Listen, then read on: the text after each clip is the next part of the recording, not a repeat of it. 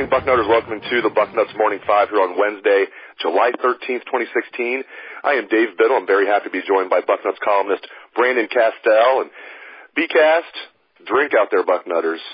Interesting day yesterday, to say the least, with Greg Schiano's name being kind of thrown through the mud, so to speak. Mike McQueary, some old testimony was released that said that Greg Schiano came to Tom Bradley, a former Penn State defensive coordinator, and told him that he had seen some things with Jerry Sandusky as far as abusing boys while they were all at Penn State together. And everybody jumped on Schiano, thought maybe he definitely saw something. But Greg came out and threw, I believe it was Adam Schefter. Greg Schiano had a comment, and I'll just read that to everybody. He says, quote, "I never saw any abuse, nor had any reason to suspect any abuse during my time at Penn State." Just your reaction to when you heard the story break yesterday first, and then Greg Schiano's statement regarding his innocence, so to speak. Yeah. What a bomb to go off. It seems like, the story that never ends, and obviously a sad story that, has dragged a lot of people into it. And really, we obviously understand who the victims were in this story, and it's not any of the coaches, because those are the guys who are supposed to be looking out for these kids and for these players and for anyone who was around the program. So, I think the big news, obviously, that in Columbus that got kind of brushed aside a little bit was the Joe Paterno news, and not that anyone was entirely shocked, but, I've always maintained that a guy, having watched these coaches, Urban Meyer, Jim Tressel, some of the others run these programs, these guys are the czars of these college football programs, kind of, similar in many ways to a president of the United States. Anything they don't know, it's because they don't want to know. I don't know the inner workings of a locker room entirely. I've reached out to a number of coaches, just to get their vibe, their feel on what do you think, and really what I've heard a lot of consistently, is, coaches talk, that there's conversations in the locker room. These guys hang out. These guys have a lot of late night conversations watching film. And, so I'd be a little shocked if there was anything going on, not necessarily, Sandusky, talking about it, but if anybody had seen anything, I'd be a little surprised if there wasn't some whispers, some conversations.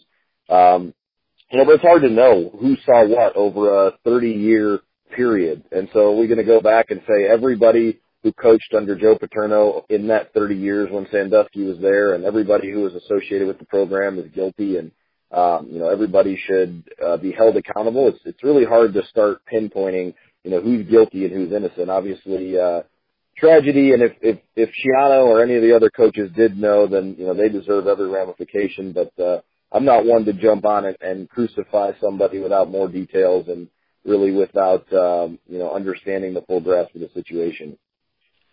Yeah, people across the country really jumped on Greg Schiano yesterday, just assumed that he did see something. They assumed that he did tell Tom Bradley. You had, Pat Forty, all the usual suspects just coming out of the woodwork that already probably, they don't hate Ohio State. They have some disdain for Ohio State. So you had Pat Forty saying that, I'm not sure if he said he should be fired, but he said something like that. Then even George Dorman came out and said, he should be fired. And I thought you had the tweet of the day yesterday when you responded to George Dorman's tweet, and you said, the most interesting part of all this is George Dorman is still alive. Hey, I had not heard that name in quite some time, and I'm pretty active on Twitter as you are as well, and I had not seen anything. It's all of a sudden crawled out from under a rock to tell make a comment that everybody should be fired, and then he goes back into his hole for the next 3 to 4 years. So I don't even know what organization he's working for. There's no disrespect to him. I hadn't seen anything from George in a while. No, that was funny. That was really, I hadn't either. So I think everybody found that very amusing. Hopefully George did as well. If not, too bad, George. But, I guess it's no surprise. It's the society we live in. People, we say innocent till proven guilty, but it's really in the public, court. It seems like, you're often guilty until proven innocent. So everybody's jumping on Schiano, not even saying like, well, let's wait to hear more. It was like, he should be fired and Tom Bradley should be fired. And it was almost, I guess it didn't surprise me, but what was your reaction to all these people just assuming Greg Schiano knew all about the Sandusky stuff? Yeah, it's a story that evokes a lot of emotion. The idea that these coaches were walking around and that kids were being molested and kids were being abused right under their noses, with basically autonomy from the head football coach and the university to operate for 30 to 40 years were just unchecked. That nobody seemed to do anything. I think it is somewhat appalling, and whether Schiano knew or not, you got to think overall that the coaching staff, the organization, the university let these kids down over the course of a number of decades. That I have a hard time believing that nobody other than Joe Paterno knew about this. That there was nobody who could have gone to the police. Maybe they went to Paterno, maybe they went to the university president or chancellor or whatever. And maybe that's where it stopped. Maybe the buck stopped with them and football became the number one priority. But I just think there's outrage because somewhere along the line you'd like to think that somebody said, wait a second, there's enough people here who have seen something.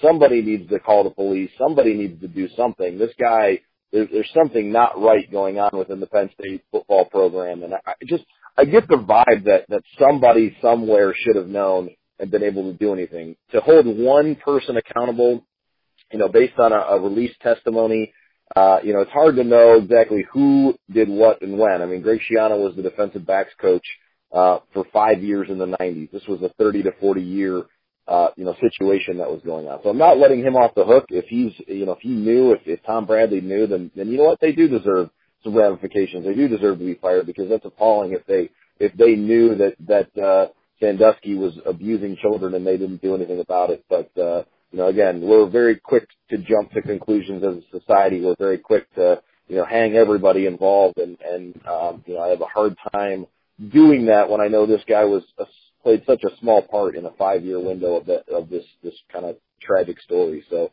more to come, I think, but I get it. That's kind of fans in a nutshell there. Do you think his denial is enough? Like, do you think this will now go away, at least for Greg Schiano and Ohio State? Like yesterday, people are thinking, might this affect his job? And, I said at least he needs to come out. He can't ignore this. He needs to come out soon and say something about it. He needs to address it. I'm glad he did that. I don't know if he texted Adam Schefter. I assume that's what happened. Adam Schefter texted him. This quote looks like it was from a text. Again, I never saw any abuse nor had any reason to expect any abuse during my time at Penn State. So just one line there.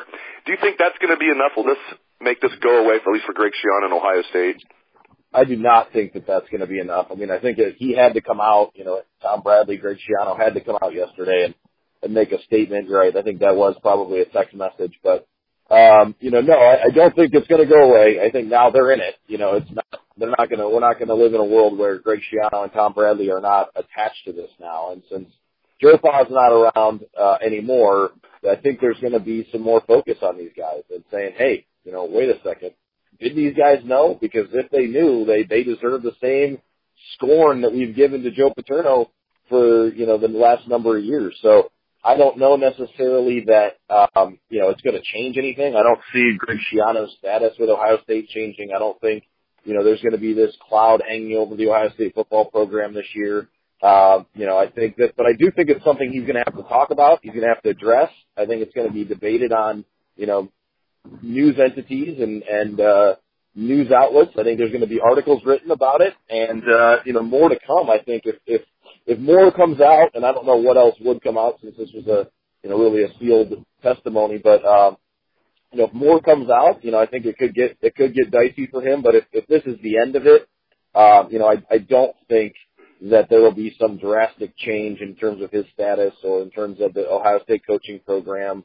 But I do think this is not going to go away, especially as we really start to unfold, I think, the next couple of weeks of what does it mean now that we've got two guys who are in high-profile jobs at high-profile universities who have been linked to not just, hey, we were there, but, hey, they may have known something, they may have seen something or heard something and didn't do anything about it. Yeah, I don't think that's going to go away overnight. So I think he's got to be ready to answer the hard questions. And, if he's going to go straight denial, then maybe that's the way to do it and just brush it under. But I think, there's going to be some more conversation about it, moving forward.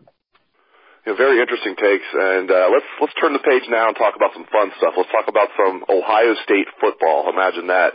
The season's just around the corner. Big Ten Media Days is in less than 2 weeks. Big Ten Media Days will have wrapped up 2 weeks from yesterday. Making the annual trip to Chicago here in less than 2 weeks. And then, for me, once I make that trip to Chicago, as you know, Brandon, from your time covering the team, it's like summer is over, football is here. That's it. Yep. Buckle up and get ready. Once you leave Chicago, it's on. That's right. That's right. I love it, though. I love it. I've had a good summer, and now it's time for some football. I keep seeing stuff like Michigan is the favorite to win the Big Ten, and I can see why people have questions about Ohio State. I mean, they have like 6 returning starters, but I think a lot like Alabama does, Ohio State's that one team in the country that can just reload. Curious to get your outlook on the 2016 season for Ohio State. I want, do you think they're going to win the Big Ten? Do you think they're going to make the playoffs? Just anything you want to say about the outlook for the 2016 season for Ohio State?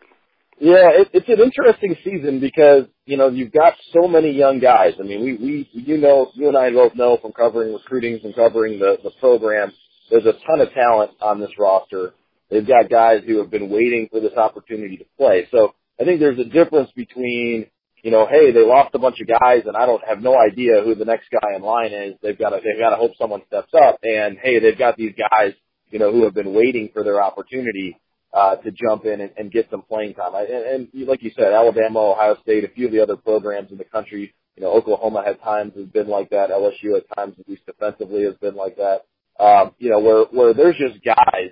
You got dogs, you got guys, you got dudes who are ready to jump in and play. They've been kind of waiting their turn and biding their time. And I do see that across Ohio State's roster. But you got to think about some of the guys they lost. They weren't just dudes. They were megastars. The Ezekiel Elliott, Taylor Decker, a 3-year starter.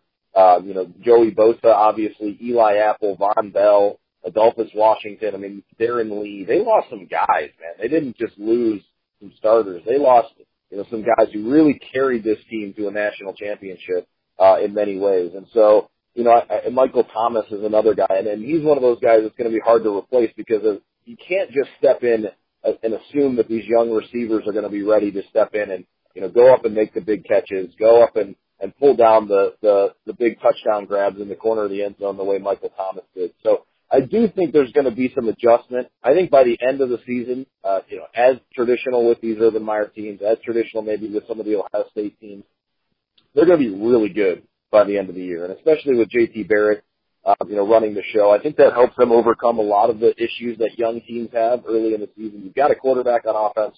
You've got a quarterback on defense in Raekwon McMillan.